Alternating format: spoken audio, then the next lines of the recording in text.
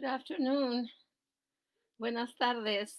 Um, Aquí de nuevo, once again, storytelling. I am going to do one of the final stories of the storytellers of Native Americans. The storytellers that I love to talk about are the Pueblo storytellers of the Arizona Valley. I have this book also about the Pueblo stories that talks about all of these storytelling dolls that are made and sold, like the ones that I have bought. But today I am going to do both English and Spanish of the legend of the Bluebonnet, what I have announced. I hope that you are watching. If not, hopefully you'll get time to see it later. These are actually really nice stories to enjoy. And if you like them, maybe you might want to buy them for your collection. This is the legend of the Bluebonnet that I will read to you. In the end, I am going to go through a little bit more of the Native Americans and where they used to live and how they made a living, how they lived off the land. Okay, so um, the legend of the Bluebonnet. Here is the first illustration. Great spirits, the land is dying. Your people are dying too. The long line of dancers sang, tell us what we have done to anger you in this drought. Save your people. Tell us what we must do so you will send the rain that will bring back life. So the Native Americans were in a drought. That means there was no rain. Everything was dry. That means nothing could grow. So they are growing hungry. There are not even buffalo around for them to hunt. And they believe that the Great Spirit is angry at them because they did something wrong. So here they are praying and hoping they can find an answer. For 3 days, the dancers danced to the sound of drums. And for 3 days, the people called Comanche watched and waited. And even though the hard winter was over, no healing rains came. So the hard winter, when there was not a lot of food, was done. Now that there should be spring and plenty of plants to grow and animals to hunt, there was none of that. Drought and famine are hardest on the very young and the old. So when there is no rain, there is drought. And famine means when everybody is going hungry, that there is nothing to eat and people starve to death. And those people that starve and die first are the very old and the children. Among the few children left was a girl named She Who Is Alone. Remember when I told you that Native Americans name their people by their characteristics? So this girl, her name that they gave her is She That Is Alone. Remember Gopher and the Indian paintbrush? How they changed his room on his name because he saved his people, and he brought the colors to the people of the sunset. So her name was She Who Was Alone. She sat by herself watching the dancers. In her lap was a doll made from buckskin. Now, buckskin is like deer skin. She had a warrior doll, similar to this one that I have, a warrior doll.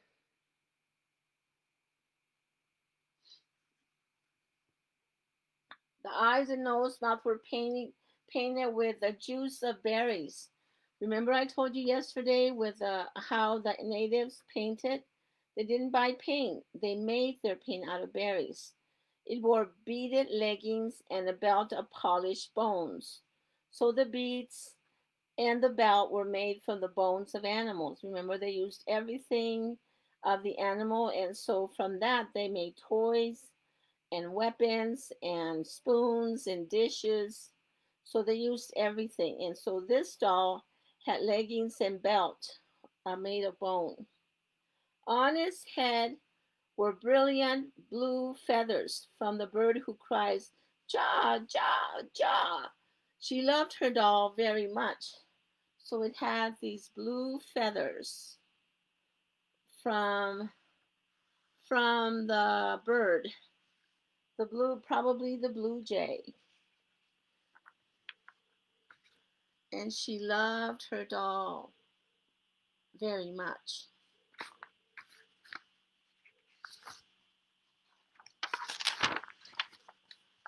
Soon she who was alone said to her doll, "The shaman will go off alone to the top of the hill and listen for the words of the great spirits."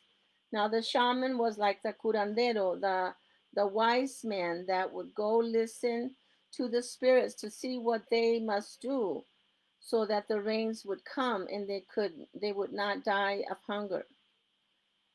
Then we will do what we will know what to do so that once again the rains will come and the earth will be green and alive. The buffalo will be plentiful and the people will be rich again. So she who is alone is hoping and thinking that once the shaman goes to pray at the top of the hill, over here, that he would come with the answer. As she talked, she thought of the mother who made the doll, of the father who brought the blue feathers. She thought of the grandfather and the grandmother she'd never known. They were all like shadows. It seemed long ago that they had died from the famine. The people had named her and cared for her. The warrior doll was the only thing she had left from those distant days. So here she would think of her father and mother, her grandfather and her grandmother. They had died during that time during the famine when there was no food and the old people died. And so she was alone. That is why they named her She That Is Alone. So the father brought the feathers and for her doll. Let me see.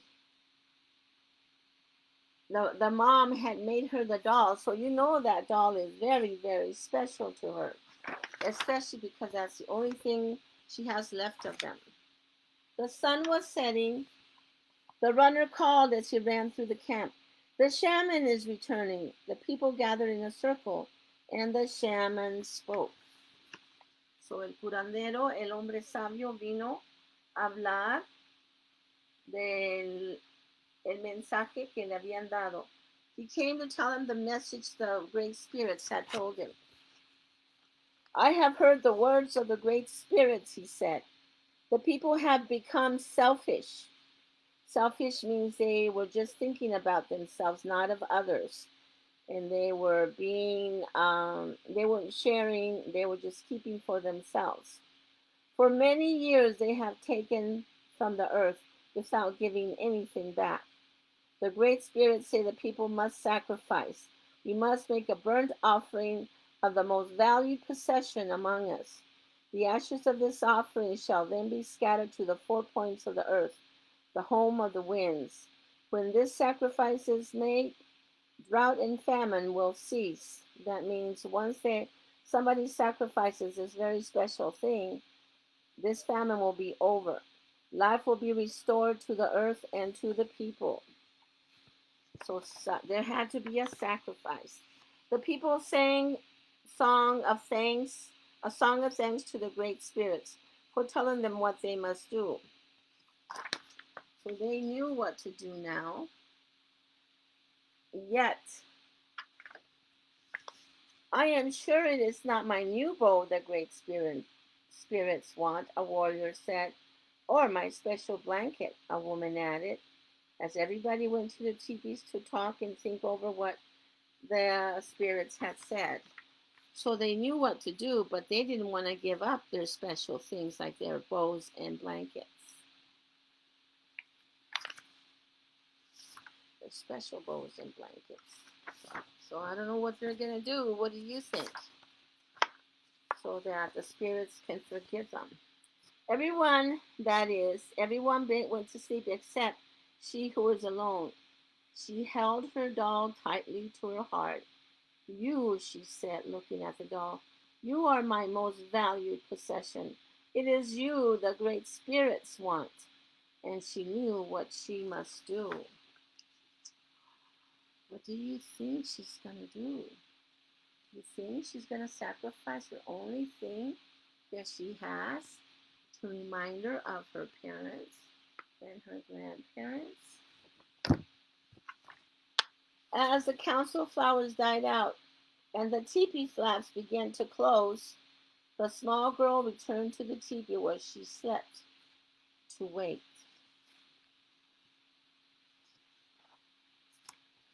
The night outside was still except for the distant sound of the night birds with the red wings. Soon everyone in the teepee was asleep, except she who was alone.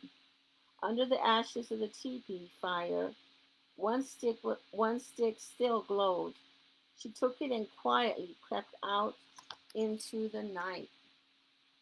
So she's sneaking out. Where do you think she's going with that torch and her doll? She ran to the place on the hill where the Great Spirit had spoken to the shaman. Stars filled the sky, but there was no moon. "Oh, Great Spirit," she who is alone said, "here is my warrior doll. It is the only thing I have from my family who died in the famine. It is my most valued possession. Please accept it." So she is offering her doll to the great spirits. Would you give up your most valuable, most treasured possession? Oh, I don't know. That's a hard one for little kids especially. Then, gathering twigs, she started a fire with a glowing fire stick. The small girl watched, and the twigs began to catch and burn. She thought of her grandmother and grandfather, her mother and father, and all the people, their suffering and their hunger.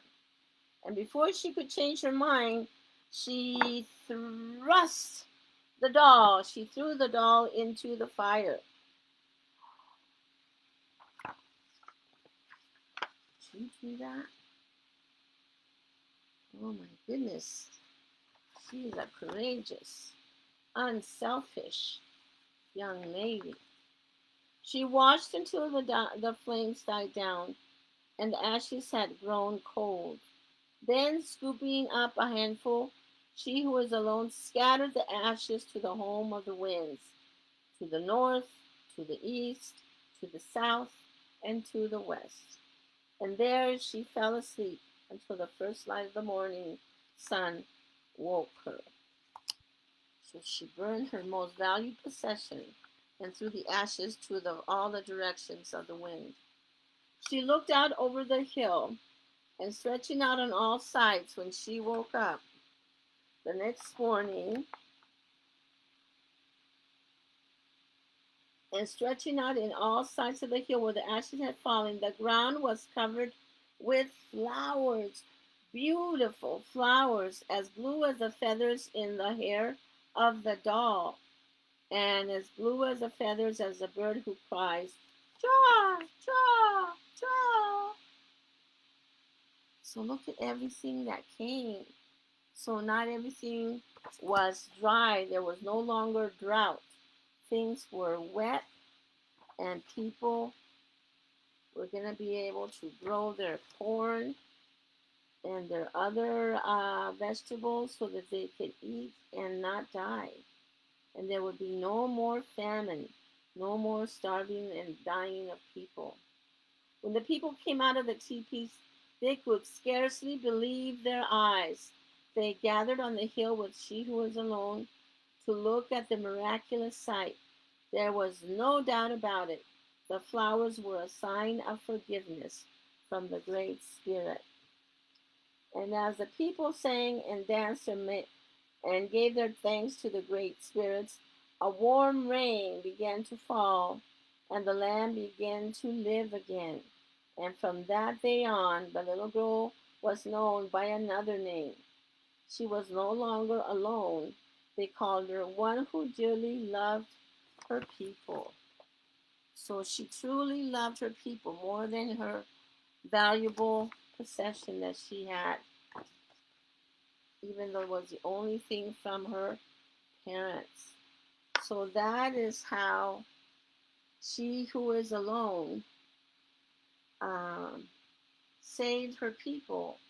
And now every year in the spring, um, these flowers bloom as a reminder that there is rain and people can grow food, and there is no famine, so that people will no longer starve to death.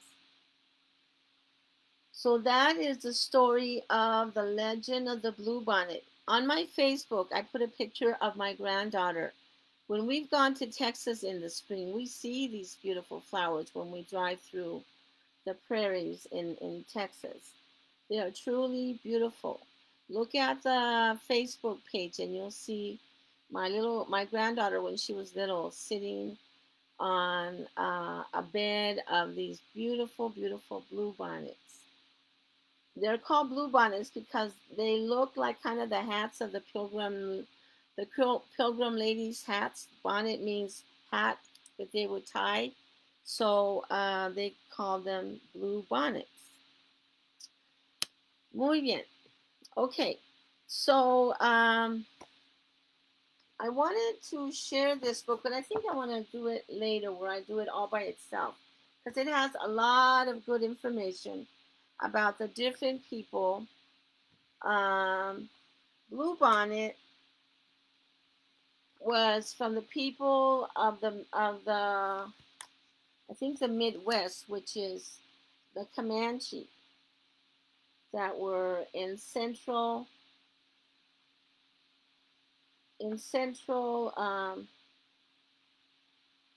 the Comanche of the plains.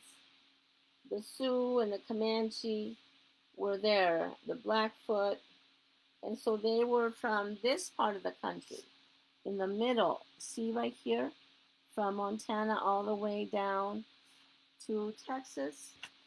That's where She Who Is Alone is. So it covers Texas. That's why it is in Texas that these flowers grow. Okay, so if you want to sit and join me, I am going to do this story once more. I don't have the Spanish book. I do my best to translate on the spot, to interpret on the spot as I look at the English words. I interpret them in my head and do my best to make sense in Spanish. So esta es la leyenda de la Altramuz azul, o también le dicen el conejo a esta florecita. El conejo o el Altramuz azul. ¿Ok? La leyenda del Altramuz o el conejo. Espíritus sagrados, nuestra tierra muere, la gente muere también. Bailaban y danzaban la fila de indígenas. Dinos qué hay que hacer, ¿por qué te has enojado con nosotros? Termina esta sequía, salva a nuestra gente, dinos qué tenemos que hacer para que manden las lluvias y nos regreses la vida. Entonces la gente sufría, había una sequía, no crecía comida, ya había muerto gente, No había búfalo, no había carne, no había nada que comer. Por 3 días los danzantes sonaban sus tamboras y la gente Comanche veía y esperaba. Aunque ya había pasado el invierno duro, no había nada de sanidad porque las aguas o la lluvia no llegaba, no había ni agua.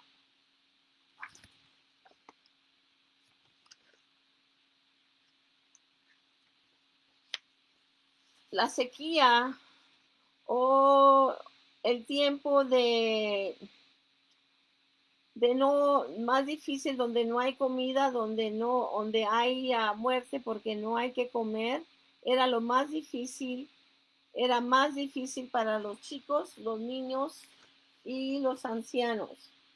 Y allí entre esos niños había quedado una niña que le decían, ella quien está sola, porque recuerdan que les dije que los indígenas americanos se ponían nombres según el personaje o la característica de cada persona.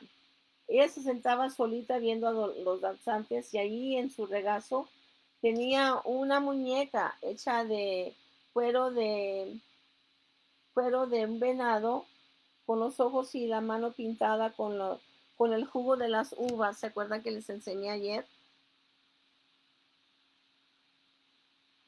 Y tenía unos pantalones y un cinto de hueso. ¿Se acuerdan también que les dije que usaban todo del búfalo de cada animal? Usaban el cuero, la carne, los huesos, no desperdiciaban nada. Y en su cabeza tenía unas plumas azules, como el pájaro que decía, ya, ya, ya. Estas plumas eran especiales. Ella quería esta muñeca muchísimo. La niña que era sola le dijo a su muñeca, el curandero va a ir arriba de la cima en la loma y va a escuchar las palabras del gran espíritu.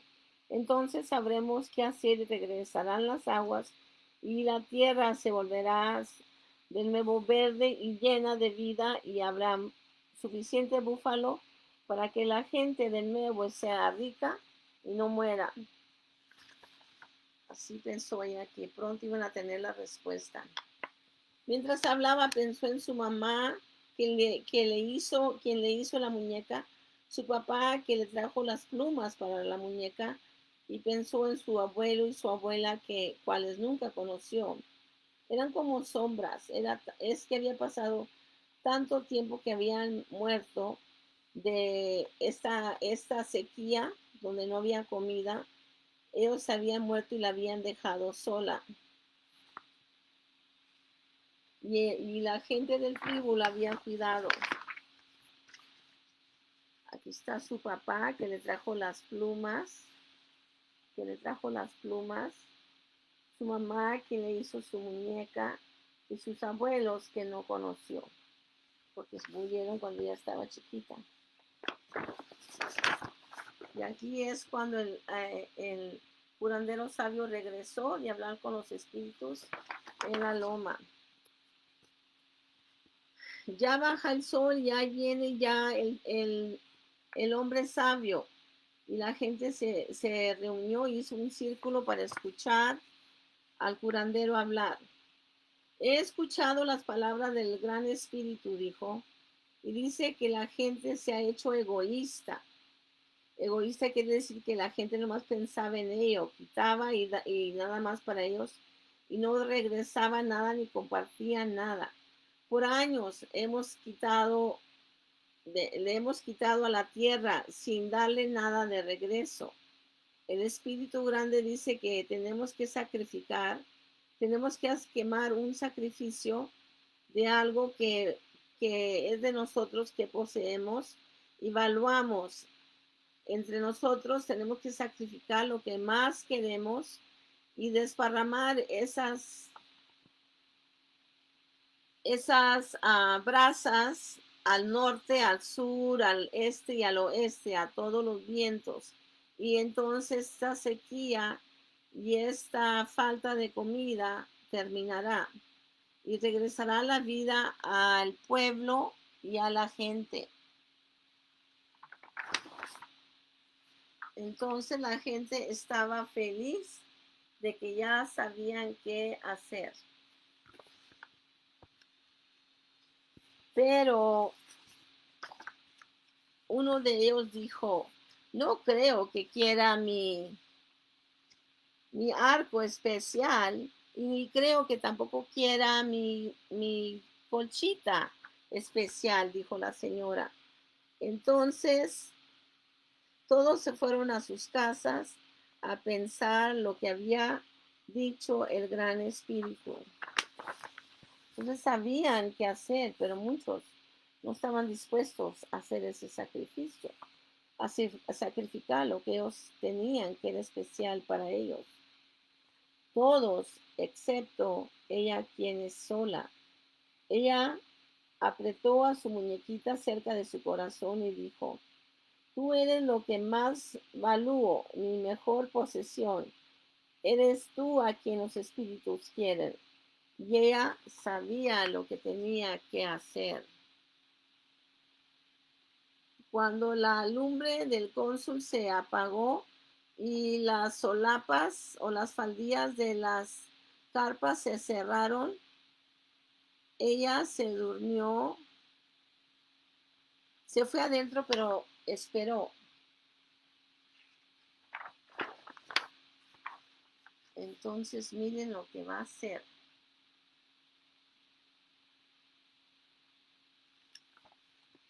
En la noche, afuera,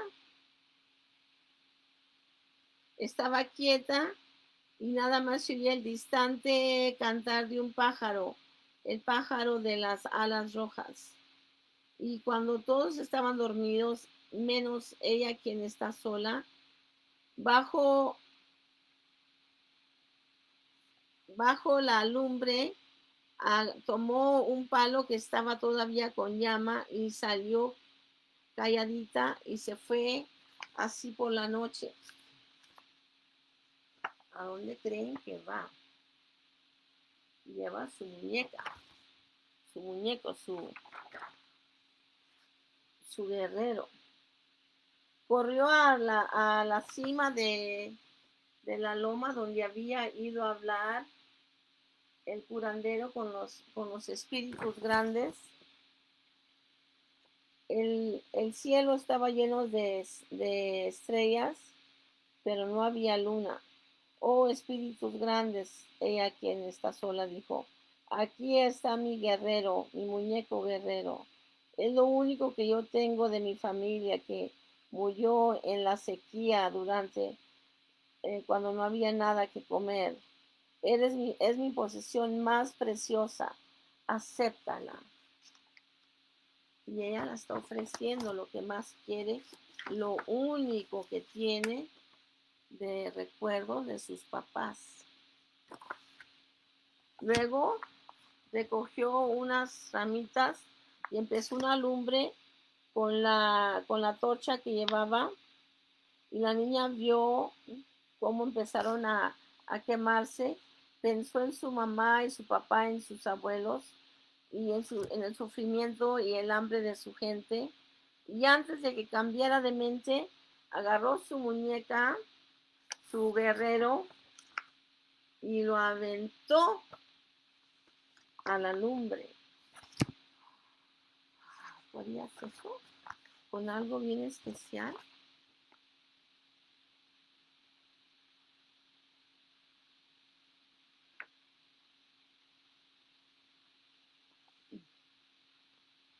Entonces, ella estuvo ahí viendo las llamas hasta que se apagaron y entonces la ceniza se enfrió. Levantó las cenizas en sus manos y las desparramó para los 4 vientos, al norte, al este, al oeste y al sur. Allí aventó todas las cenizas. Y ahí se quedó dormida hasta la primera luz de la mañana, cuando el sol la despertó. Vio así arriba de la loma y vio a lo más lejos que podía ver, en todo el lugar donde habían caído las cenizas, la tierra estaba cubierta de flores, hermosas flores azules como las plumas de su muñeco, de su guerrero, de las plumas del pájaro que cantaba. Ya, ya, ya.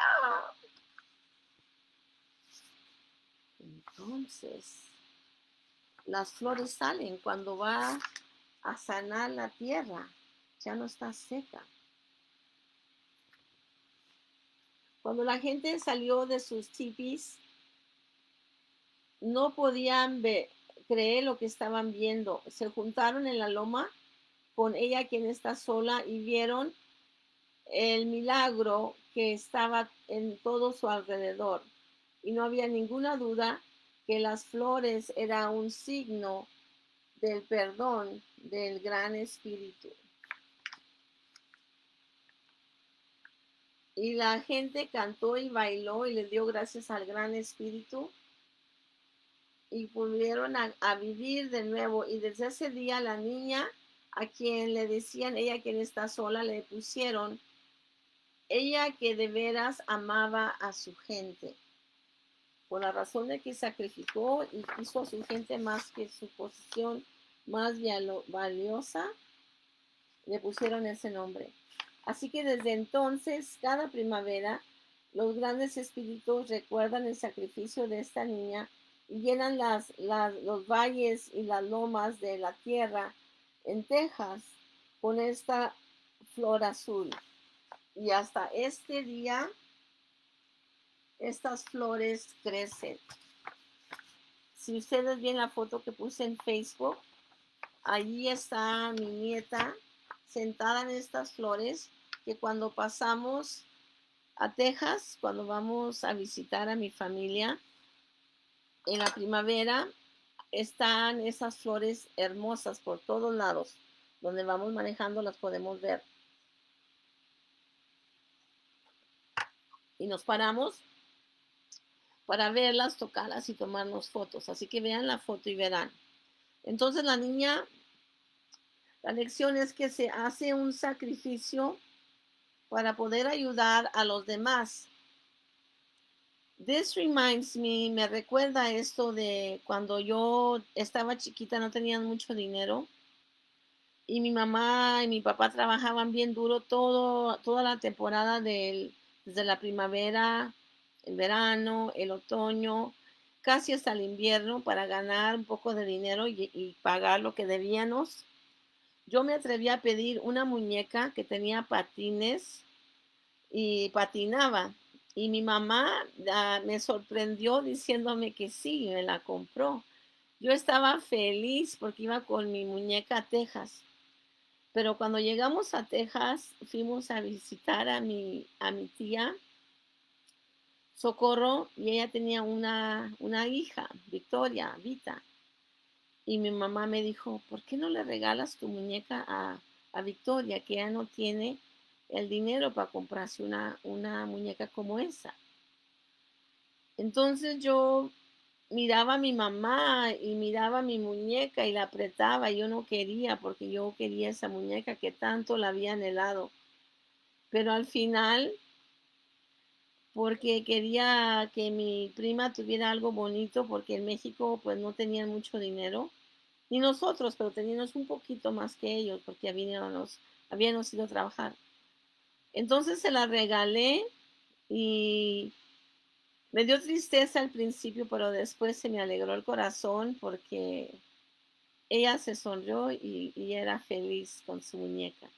Entonces yo le causé felicidad a ella y con eso me sentí bonito y yo hice mi sacrificio de darle a mi prima lo que ella nunca iba a poder tener. Okay, so I don't know if you are seeing this part, but I'm sharing that at one point when we used to work up north, when we worked all through the spring, summer, fall, into early winter, my parents worked very hard for money, so we couldn't buy a lot of fancy things.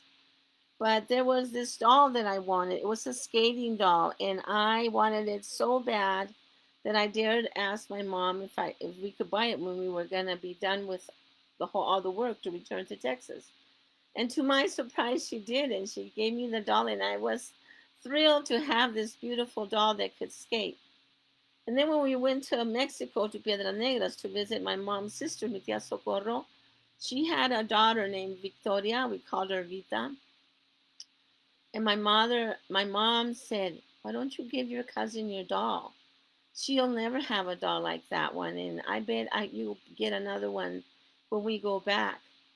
And so I hung on to my doll, and I looked at it, and I looked at my cousin, and I didn't want to give my doll away, but I knew that my mom was right, that she would never have a doll like that, and maybe I could someday. So I gave her the doll. She smiled, and I smiled back. She gave me a hug, and that made my heart happy. Even though I wanted the doll, seeing her smile made it worth me giving her my doll, sacrificing my little doll, because later I could later buy one, and I knew she would not. So that's kind of a little connection that I'm making with sacrificing something to help somebody else out. Anyway, I hope you liked it. I am not sure if I'll go back to this book, pero si regreso a este libro de los nativos, quizás será esta tarde, para ya terminar con lo de nativos y empezar con los temas de Navidad. So if I have time to finish that book, I will, because after this one, after today, I want to make sure that we start our Christmas stories so that we have enough time to learn about the tradition, las tradiciones de las posadas, las piñatas, las manualidades, los regalos y otras cosas que les quiero enseñar. Okay, I hope you enjoyed this story. Please take care. Have a good rest of your weekend, and we will see you soon. I will let you know. I will announce it. Goodbye.